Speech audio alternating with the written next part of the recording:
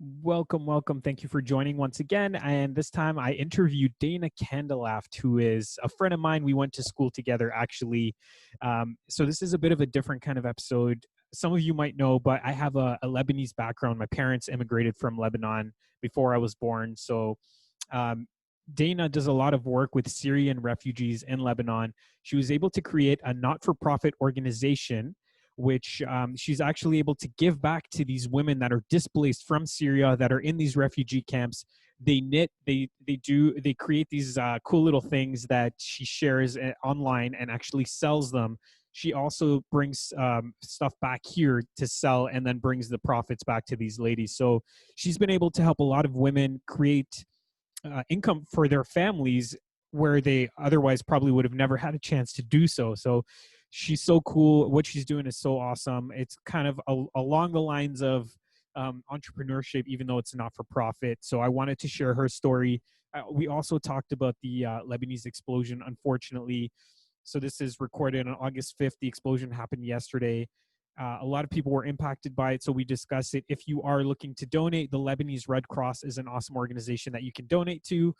Otherwise, I hope you'll enjoy this episode and get something good out of it. I wish you guys all the best. Stay safe.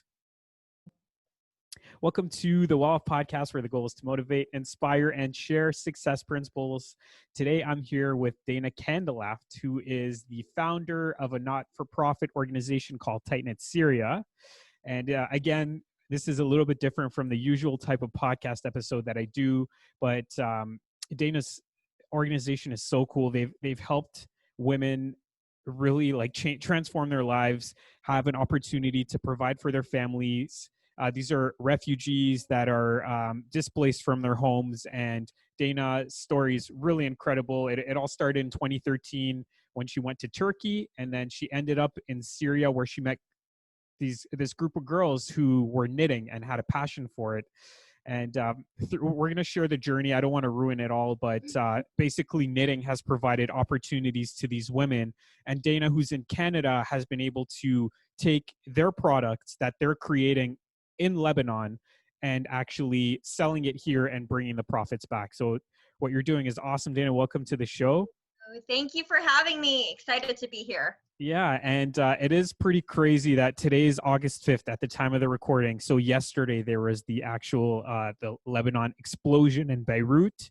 So we've both been impacted because I'm Lebanese. I have family there. My mom's actually there now, and you have so the ladies that you work with are all in Lebanon. So well, I want to get into that, but before we do, what I normally do, Dana, is start off by asking you about yourself.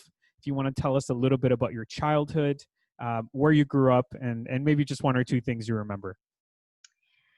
About my childhood, eh? Yeah. Okay. Well, I had a pretty plain, yet lovely childhood. So I was born and raised in Mississauga, Ontario. That being said, my parents had just immigrated from Syria to Canada.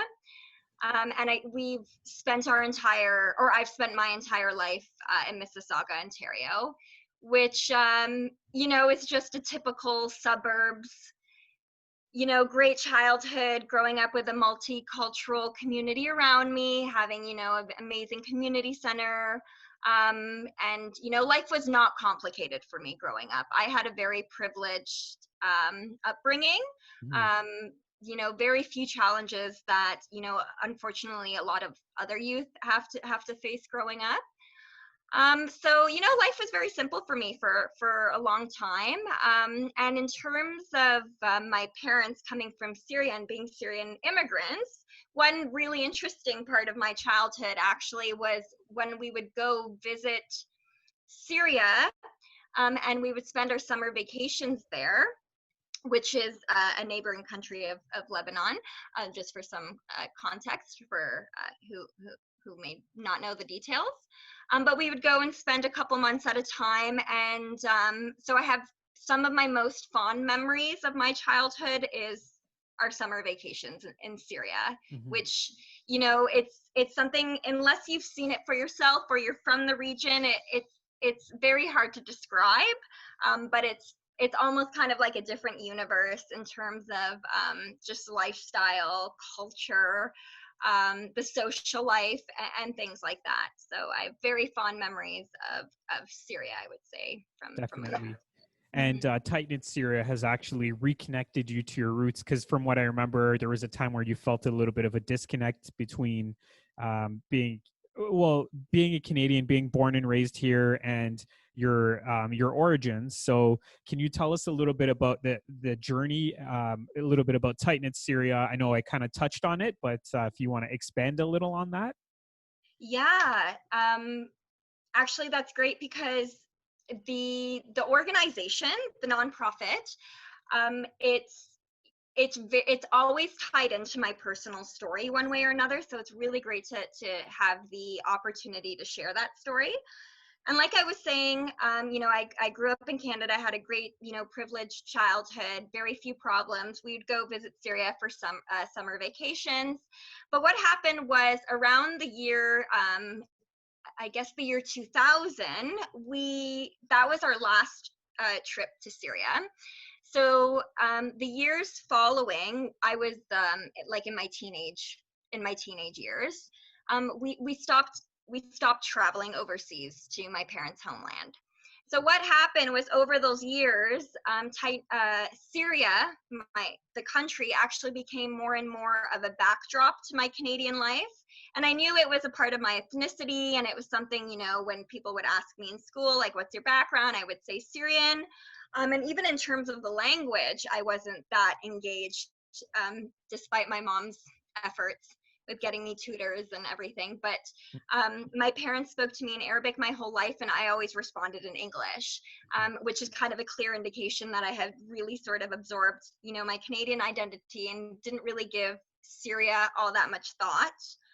But things started to change when I started to actually, I would say it happened quickly. It basically, when I turned 20, I remember sort of vivid memories around that time when I was questioning more and more my Syrian identity and that my ethnicity.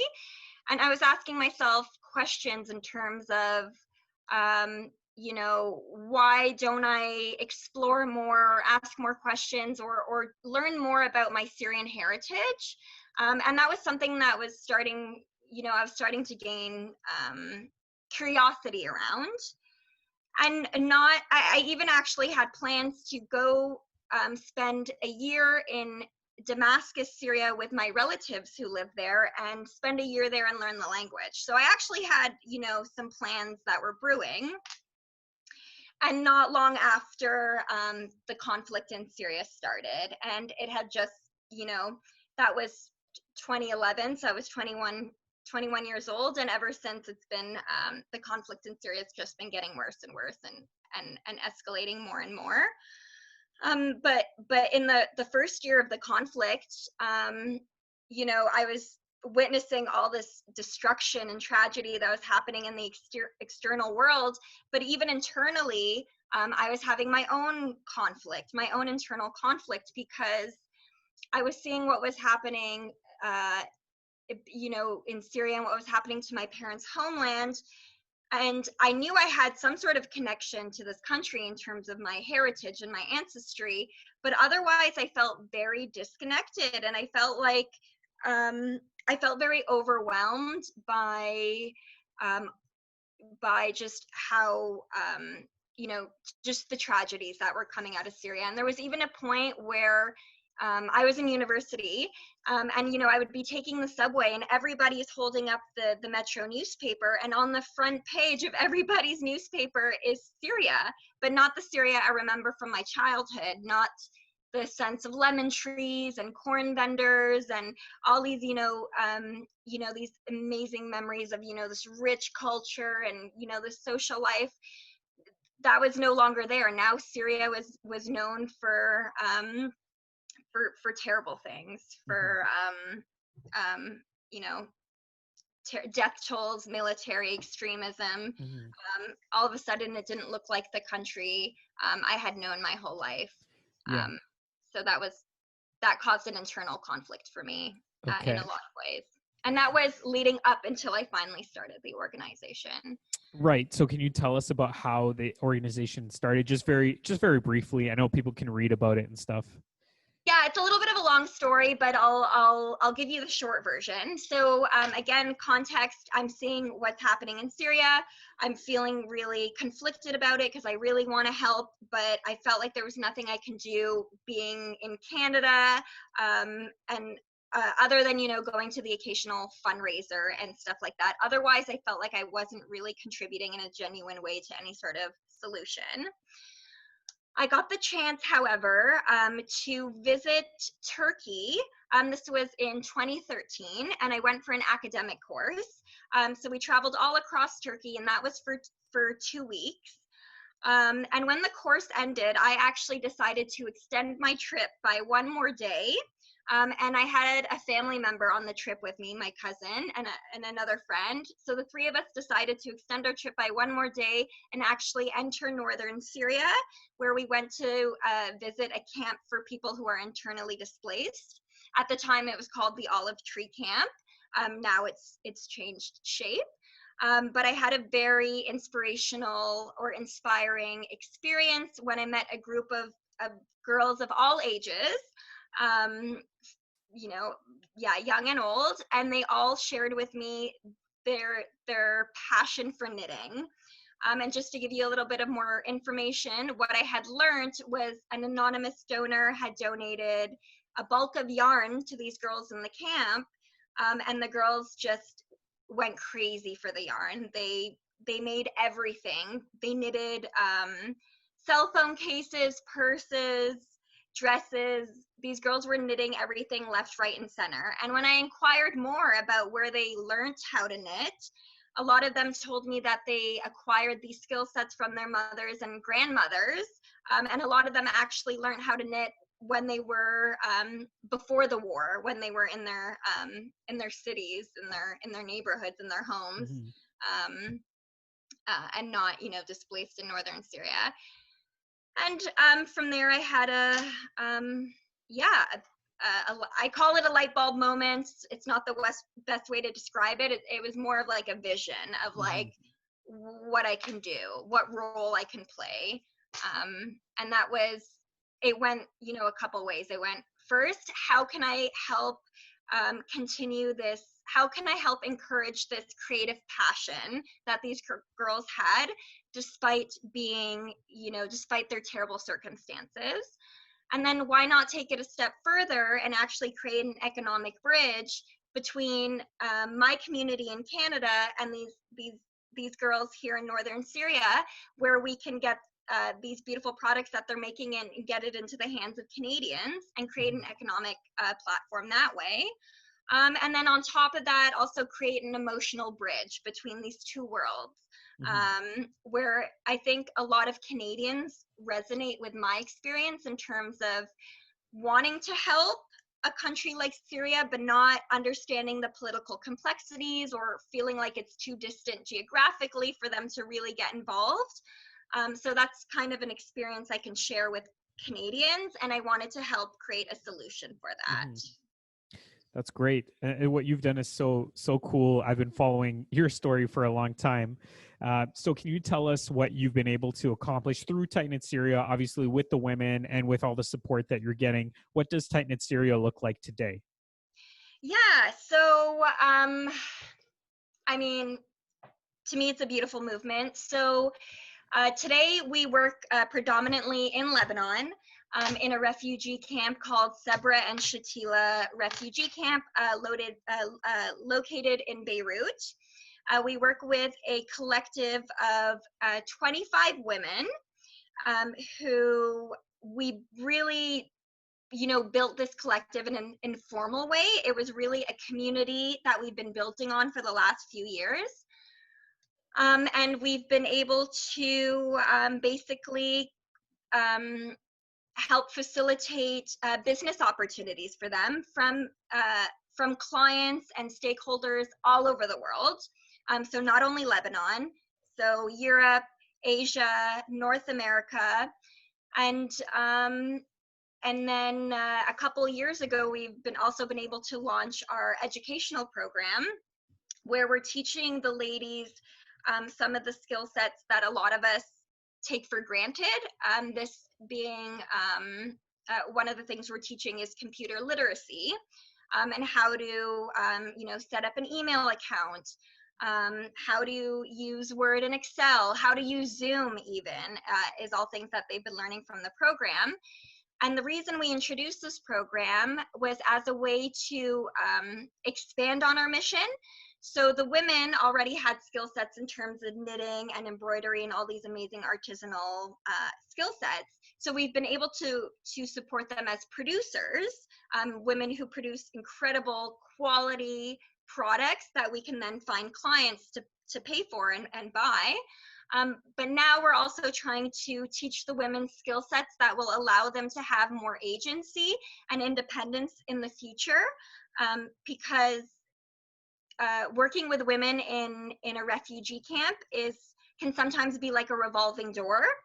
Many of them have stayed for years on years, and we've been working with them since day one, but also many of them have either they've either moved to Europe or North America through a sponsorship program, a resettlement program, or in some cases, they've returned home to Syria. So the refugee camp is a bit of a transitional, it is a transitional period for these women, or we hope it is, at least. And what Tight Knit Syria does is maximize that time while they're in the refugee camp to empower them for when they have to go and rebuild their lives, in a new country, or they have to go back to Syria and help rebuild, our homeland back there. And on top of that, in terms of our, our achievements is, we've worked with partners all over the world. That's one thing. Something that's kind of a more recent accomplishment is we've become a partner with the UNHCR. So now we're affiliated with these large refugee organizations, which is allowing us to elevate how we do things. But on a more micro scale, which I find are where the biggest accomplishments are found, is really in the community of women that we've created, is the sense of community that these women can all come together, produce, knit, create these products together, and build relationships and friendships with each other, with the other artisans. I find that's sort of been one of the most important things that we've done, is the community that we've helped build. That's so cool. So it sounds like it's not really about the knitting, it's not about the products, but it's more so about teaching these women skills that can help them survive on their own and provide them with their independence eventually. Just teaching them life skills that are transferable into other things as well. Does that sound about right? Absolutely. And we're kind of doing things from two ends, because in terms of the knitting and the embroidery, these were skill sets that we had identified that these women already have. So why wouldn't we leverage those skill sets and create a platform that allows them to be productive? Otherwise, it's just wasted resources and energy and opportunity. And now the other side is to introduce them brand new skill sets, which will allow them to now even elevate their artisanal craftsmanship and skills that much more, and help them also participate in the international market in ways that you and I do all the time without realizing that we're sort of in the position to be able to do that, where these women don't have the resources they need to have that same level of participation in the world around us. So we're trying to help break down some of those barriers. So cool. What a concept to help women in refugee camps that are displaced, Syrian women that are in Lebanon. It's so cool what you've done. And the fact that it's only women. Do you help men at all, or do you just focus on these women? Oh, I like that question. So at the moment, or well, I would say when we built Tight Knit Syria, we started off with it being explicitly our beneficiaries being explicitly Syrian refugee women. Mm-hmm. But over the years, we're now expanding on that community more and more.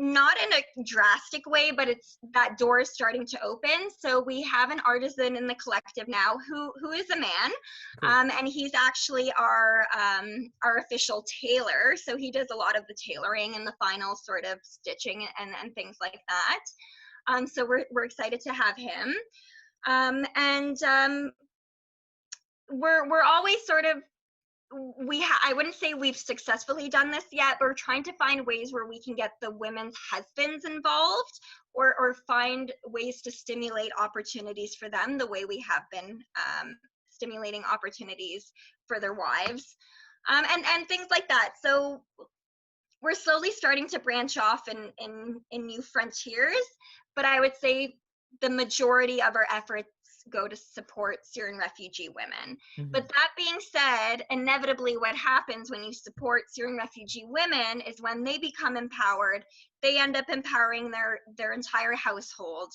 their family, and then their community, and then the ripple effects start to go from there. So we've noticed that by empowering them, you're eventually going to empower the entire community.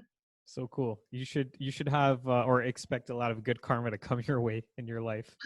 Thank you. That's awesome. Thank you. I just like some chocolate and some puppies. I don't ask for much. I'll make sure to send you some chocolate. Thank you. So with everything that's happening right now, it's still fresh. So like we said, it's August 5th right now. So the day after the massive explosion. Have you been able to contact anyone from the refugee camps to see how they've been impacted? Yeah, so the funny thing is, well, it's not funny at all actually, but well, how I found out about the explosion was yesterday afternoon. I was speaking with our master artisan, who was not in Shatila camp at the time. She was actually going around Beirut, running errands and doing things. And I had called her because I needed to talk to her about something, and she answered and she said, "Oh, I'm out of the house right now. I'm in the streets just running errands. Can I call you back once I'm at home?" And I said, "Of course, no problem." And this was on WhatsApp. And then shortly after, I sent her a message saying, "Oh, while you're out, can you look for a specific kind of thread that we need?" And right away, she responded with another voice note where, everything was different all of a sudden. Her voice was shaky, there was panic, there was noise in the background. And what she had explained to me, well, she had sent me a picture of smoke coming out from, a building from afar. She had explained to me that there was a bomb went off and she has to get home now and make sure all her kids are okay. So I had actually kind of experienced, what had happened yesterday through Johanna, our master artisan. We followed up with her a few hours later. She told us, she's safe, her kids are safe, everybody's okay. And then we followed up with her again this morning, and she said all the artisans thankfully are safe and all their kids are safe. So nobody in the Tight Knit Syria collective has been injured, thankfully. Mm-hmm. That being said, hundreds of other Lebanese and Syrians and Palestinians and a lot of so many innocent people have been injured or completely devastated by this. So our Mm-hmm. heart is just like breaking right now. And another sort of terrifying thing is, the women that we work with are women who are running away from violence, who had fled violence, and who are already carrying with them all this trauma, and then now to have to see a bomb go off or see an explosion, it's now going to just provoke another wave of trauma for so many people. And the Lebanese people, like they just deserve so much better than what they've been going through. Yeah. But here's the cool thing. We were kind of talking about this, but there's so many Lebanese people that are outside of the country, people that have moved to Brazil and Canada and the US and Australia and all over the place. And a lot of them are actually kind of gathering right now are gathering whatever resources they can and sending it back. So I have a friend that's actually matching any donations that they're collecting. Um, and they've been, so far as of this moment, I think they're in the 85,000 range just as one family. So It's uh barely been 24 hours. That's incredible, Ben. yeah, yeah, so just to think, hopefully people will come together and they'll be able to rebuild from this. And because what you're doing is so cool, like just the fact that you're able to impact so many people. um it's unfortunate that we have to go through this right now, just in general, but there is hopefully going to be some good that comes out of it, maybe rebuilding the city, starting from scratch, and we'll see what happens. And I don't think it's only Lebanon too. I think it's almost, every corner of the world right now. Things seem like they have to get worse before things change for Yeah, for the better. that's true. And we revolutionize everything, and we young people start becoming more involved and taking action, and we do things more socially better and more sustainably better, Hmm. and and it's also an indication of how unified all the Lebanese expats are. Hmm. Unfortunately, it's sad to see that, you need a tragedy to really witness what that looks like. But nonetheless, there's millions of Lebanese around the world who are coming together, and,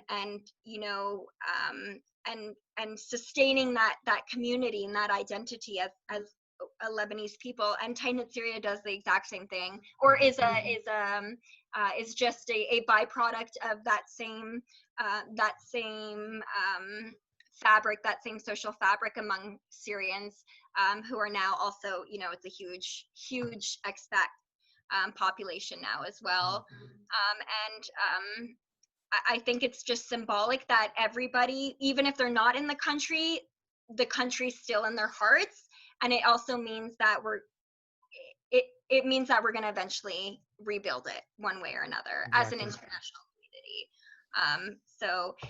And one thing that I find extremely interesting to watch is how technology is changing the game too, and how um, our smartphones are changing the game in terms of how we can get involved in solutions, and how we can create change as a global community. Hmm. Because Tight Knit Syria, a lot of the times, like I always say, I want to do a TED talk on this, although it's probably not that revolutionary of a concept anymore. But like how the smartphone is going to change how we do everything, and I truly believe it allows us to transcend geographic distance, language barriers, cultural differences, and it just equips us with all the tools that we need to change the world in any way that any of us want to do that. So Exactly. And the cool thing is, Tight Knit Syria probably wouldn't be where it is today without technology. The fact that you can communicate with these women regularly,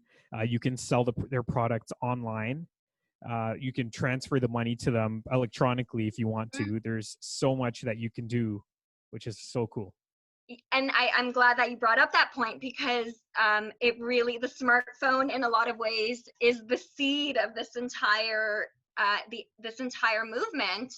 And one thing I always like to reiterate is that refugee families, they might not have cash to even, cover their rent, or buy food for the week, or even cover basic medical services and things like that. Like they're always struggling, trying to survive as a refugee navigating this world.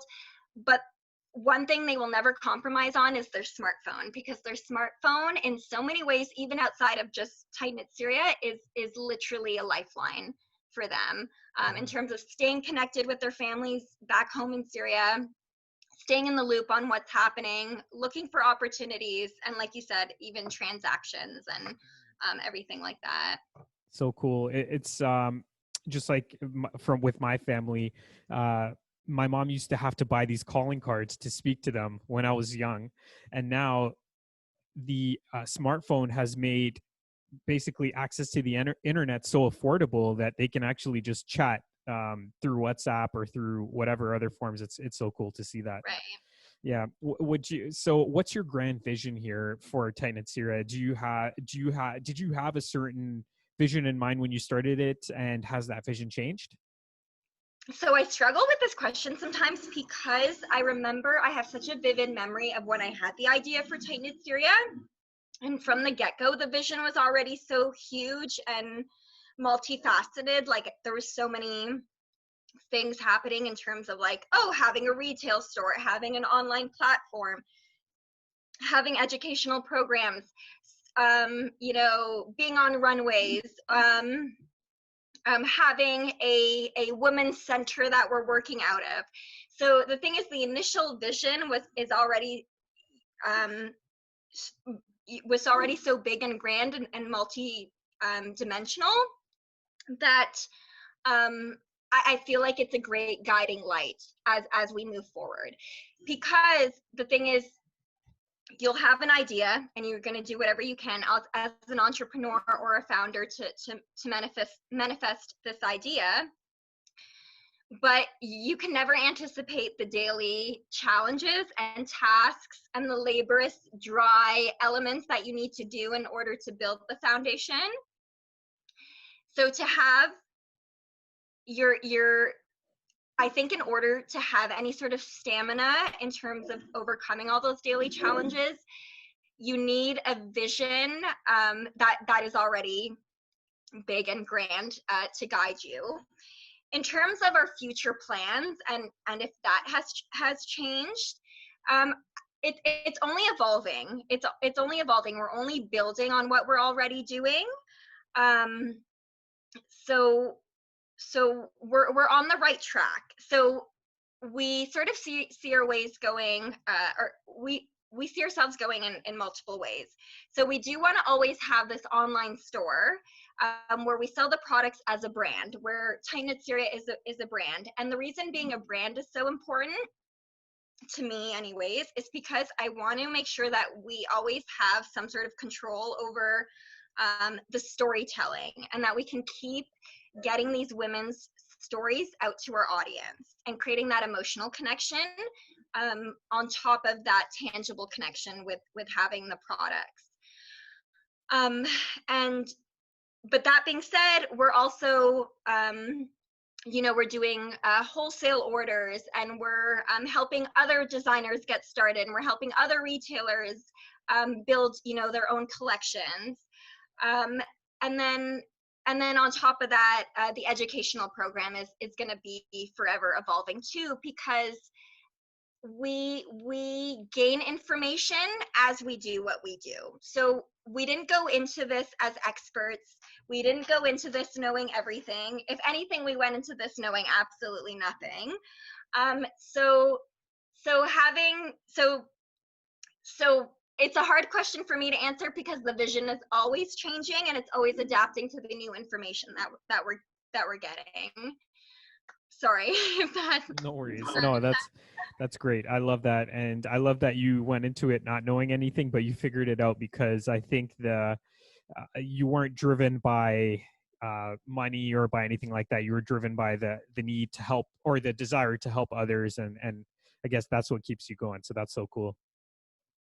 Thank you. And it's also, I think, an important part of our DNA as an organization to sort of always preserve a little bit of that grassroots nature of what we do.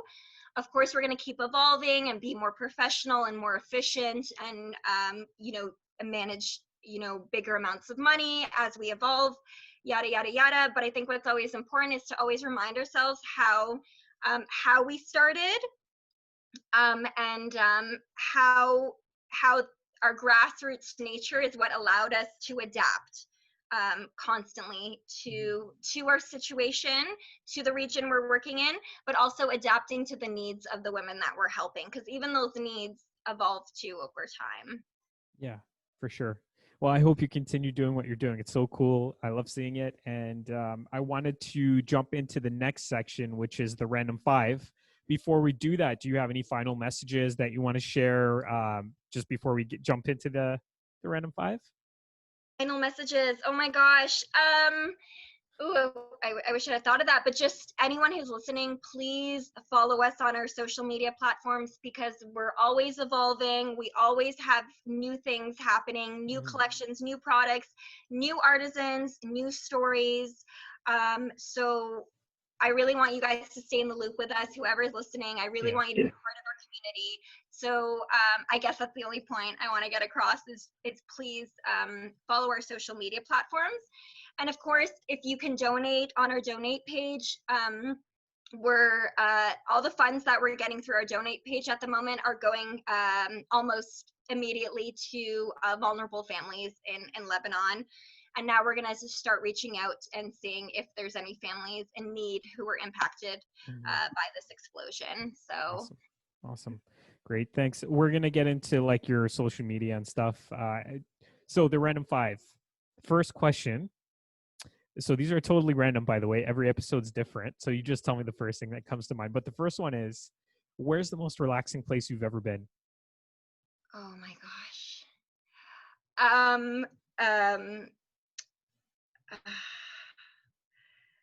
My backyard. Really? That's it? You've been to different parts of the world in your backyard? I would say Amsterdam. It's just too perfect. It's almost like it's almost like it's not even a real city. It's like it was staged, like Cool. for a play. It's just so quaint. It just seems like it has zero problems. At the moment, the top of my head, I would have to say Amsterdam. Awesome. Never been there, but that would be a cool place to check out. Number two, if you were given the ability to make one new trend and it would be instantly popular, what trend would you create? Oh, it's a good one. These are good questions. I don't know. I feel like it's already becoming trendy, so it's not really a revolutionary thing, but being more political. I think just making politics cool. I think reaching out to your local counselor, sending emails to your to public figures. I think if that could become like cool, I think we should keep that up. Just being politically active and engaged. I was talking to Mandy the other day, and I think she was saying that she believes the Obamas made politics cool, and I kind of agree. I think they did.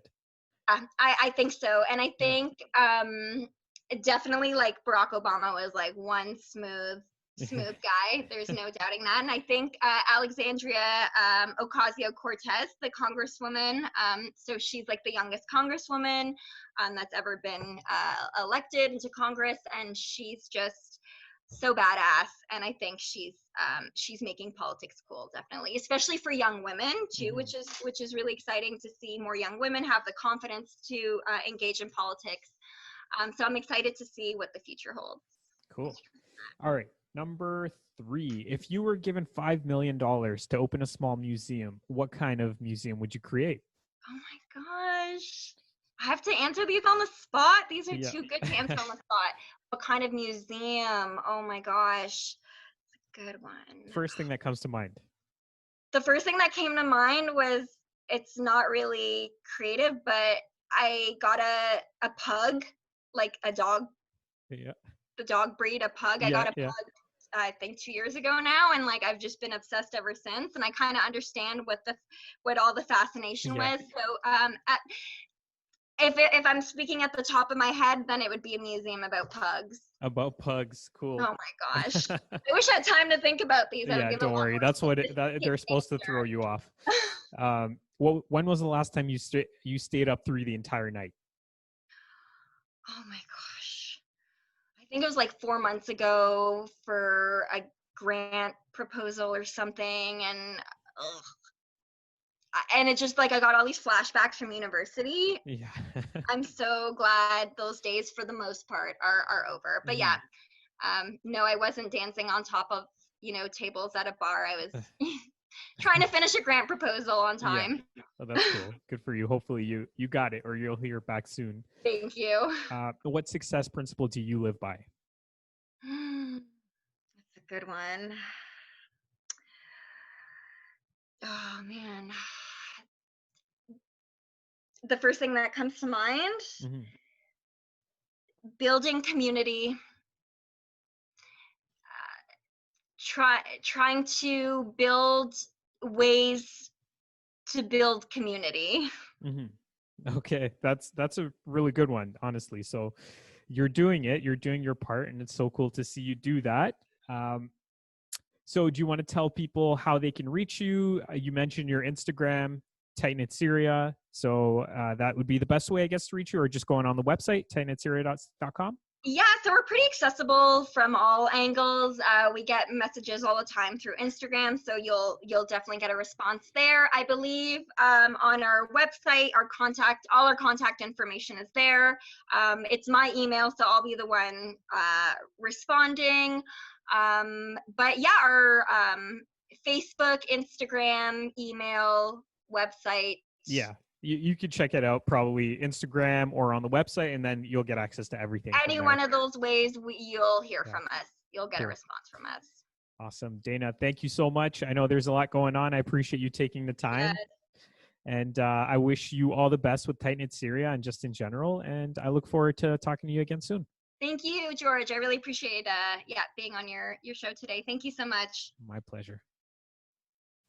Thanks once again for listening to another episode of the Well Off Podcast. Just want to remind you that if you do appreciate the content, all I ask is that you comment, maybe like it if you can on the platform that you're listening to it on, and finally share it with friends and family. I'd love to get the message out there, and it would mean a lot if you can share it. And finally, I just wanted to offer you, as a valued listener, a free copy to the Roadmap to Real Estate Investing, which is a document that I've put together which helps you identify what strategy would best suit your needs at this current time. You go over certain things that are included in this document step by step, and it'll hopefully provide you with some clarity. So have a look. You can go to www.welloff.ca/guide to download your free copy.